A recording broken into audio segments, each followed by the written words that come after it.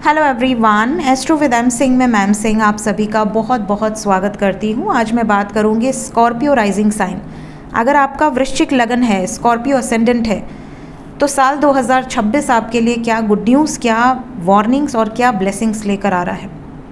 सबसे इम्पॉर्टेंट चीज़, साल 2026 की जो हम प्रेडिक्शन कर रहे हैं, इसमें जो हम बेस बनाकर प्रेडिक्शन कर रहे हैं, ये उन ग्रहों को बेस बनाकर कर रहे हैं जो ग्रह पूरे साल सेम राशि में रहने वाले हैं या बहुत कम राशि परिवर्तन करने वाले हैं। जैसे गुरु ग्रह हो गए, शनि, राहु और केतु। बाकी जो भी प्लैनेट्स हैं वो बहुत जल्दी जल्दी राशि परिवर्तन करते हैं, तो उसके अकॉर्डिंग जो भी वीडियोस आएंगी वो आपको रेगुलर बेसिस पर मिल जाएंगी। तो स्कॉर्पियो असेंडेंट्स के लिए सबसे पहले देवगुरु बृहस्पति कैसे रहने वाले हैं। इस वक्त देवगुरु बृहस्पति आपके अष्टम भाव में हैं और जून 2026 तक अष्टम भाव में रहेंगे। 2 जून को ये ट्रांजिट करेंगे आपके नवम भाव में। उसके बाद 31 अक्टूबर को शिफ्ट होंगे, ट्रांजिट करेंगे आपके दशम भाव में। तो अभी इस वक्त अष्टम भाव में बैठकर देवगुरु बृहस्पति दृष्टि डाल रहे हैं आपके 12th हाउस में, 2nd हाउस में और 4th हाउस में।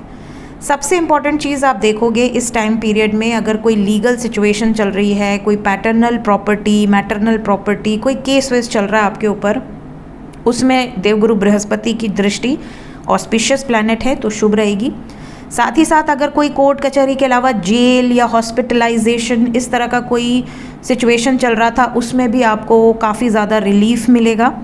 साथ ही साथ सेविंग्स में बढ़ोतरी होगी, क्योंकि 7वीं दृष्टि सीधे आपके 2nd हाउस पे जा रही है। तो अगर बहुत ज़्यादा खर्च हो रहा था, पैसे आ तो रहे थे बट सेव नहीं कर पा रहे थे, तो ये वो टाइम पीरियड है जून तक का जब आप सेव भी कर पाएंगे। आपके धन में वृद्धि होगी, सेविंग्स में वृद्धि होगी। इवन आपके घर में कोई नया सदस्य का एंट्री हुआ है या हो सकता है, ठीक है, कोई न्यू मेंबर आपके घर में इंटर कर सकता है। घर में कोई मांगलिक कार्य हो सकते हैं, घर में कोई नया फर्नीचर आ जाए, घर में रिनोवेशन हो जाए, नया घर ले लें, नई गाड़ी ले लें, ऐसी सिचुएशन बनती है। जून 2026 को देवगुरु बृहस्पति वृश्चिक लग्न वालों के भाग्य भाव में चले जाएंगे, कर्क राशि में बैठ जाएंगे। कर्क राशि में देवगुरु बृहस्पति उच्च के रिजल्ट्स देते हैं, तो सबसे इम्पॉर्टेंट चीज़ आपके लिए बहुत अच्छा रहने वाला है। भाग्य भाव में जाएंगे तो लंबी यात्राएं, धार्मिक यात्राएं कर सकते हैं। लगन पे दृष्टि रहेगी, आपको बहुत ज़्यादा ज्ञान अर्जित करने का मन करेगा, बुक्स पढ़ने का मन करेगा, विजडम गेन करने का मन करेगा। 3rd हाउस पे दृष्टि रहेगी, आपके छोटे भाई बहनों के ज़िंदगी में कुछ अच्छा, कोई गुड न्यूज़ आपको सुनने मिल सकती है। इसके अलावा आप देखोगे कि आपके नेबर्स में कोई मांगलिक कार्य हो जाए, नेबर्स के साथ, छोटे भाई बहनों के साथ आपके संबंध मधुर रहें, ठीक है, कोई मांगलिक कार्य आपको देखने मिले। 5म भाव पे दृष्टि रहेगी, अगर आप स्टूडेंट हैं तो आपके लिए बहुत शुभ है। अगर आप किसी से प्रेम करते हैं तो उनसे विवाह के योग बन जाएंगे, प्रेम संबंधों में काफ़ी ज़्यादा सुधार होगा, ठीक है। कोई आप क्रिएटिव टैलेंट है आपके अंदर, उसके बेसिस पर आप कुछ करना चाहते हैं तो आप कर सकते हैं, आपको बहुत ज़्यादा अंदर से कॉन्फिडेंस आएगा।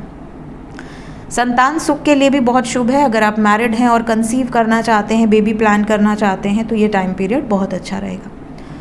इसके बाद देवगुरु बृहस्पति आपके दशम भाव में ट्रांजिट करेंगे 31 अक्टूबर 2026 को। 10th house is the house of your reputation, is the house of your career, ठीक है। आपका करियर इन्वायरमेंट, आपकी प्रतिष्ठा, मान सम्मान, इसमें बढ़ोतरी आपको देखने मिलेगी। जुपिटर जब 10th में बैठते हैं तो आप देखोगे कि आपका वर्क स्पेस में चेंज हो सकता है। अगर आप कंपनी शिफ्ट करना चाहते हैं, अपॉर्चुनिटीज़ नई देख रहे हैं, बड़ा फर्म आप ज्वाइन कर सकते हैं, या आपके खुद का बिजनेस है तो उसमें बढ़ोतरी हो सकती है, स्टाफ में बढ़ोतरी हो सकती है, आप अपना बिजनेस एक्सपैंड कर सकते हैं।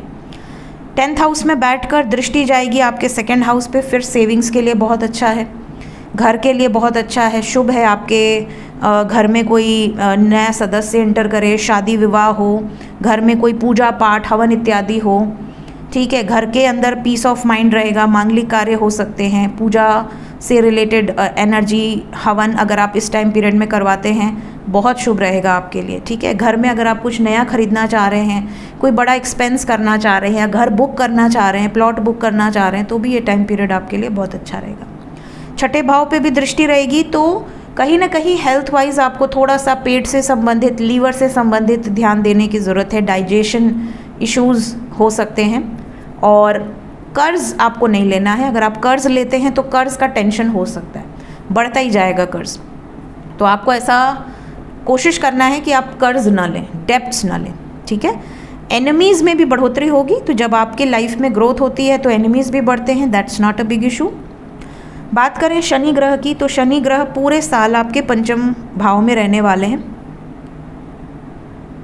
पंचम भाव में बैठकर ये दृष्टि डालेंगे, आपके सप्तम भाव पे तीसरी दृष्टि रहेगी, फिर लाभ भाव पे 11th हाउस पे, और फिर द्वितीय भाव पे 2nd हाउस में।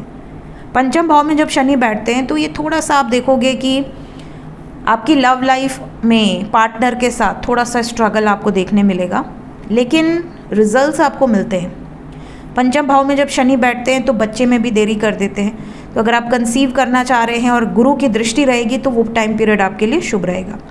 साथ ही साथ थोड़ा सा पढ़ाई में, स्टडीज़ में कंसंट्रेट करना, अगर आप डिसिप्लिन हैं तो आपके लिए बहुत शुभ है शनि। अगर आप डिसिप्लिन नहीं हैं तो आपको शनि यहाँ पर प्रॉब्लम करेंगे, ठीक है। तो अगर आप स्टूडेंट हैं या अगर आप किसी से प्रेम करते हैं तो आपके लिए शनि तभी अच्छे हैं जब आप कंसिस्टेंट हैं, लॉयल हैं और डिसिप्लिन हैं। अगर आप में कमी है तो वहाँ पर शनि आपको बैड रिजल्ट्स देते हैं। सप्तम भाव पे दृष्टि रहेगी, शादी के योग ज़रूर बनेंगे, बट कई बार आप देखोगे कि डीले होगा, क्योंकि सप्तम भाव पे गुरु की दृष्टि नहीं है।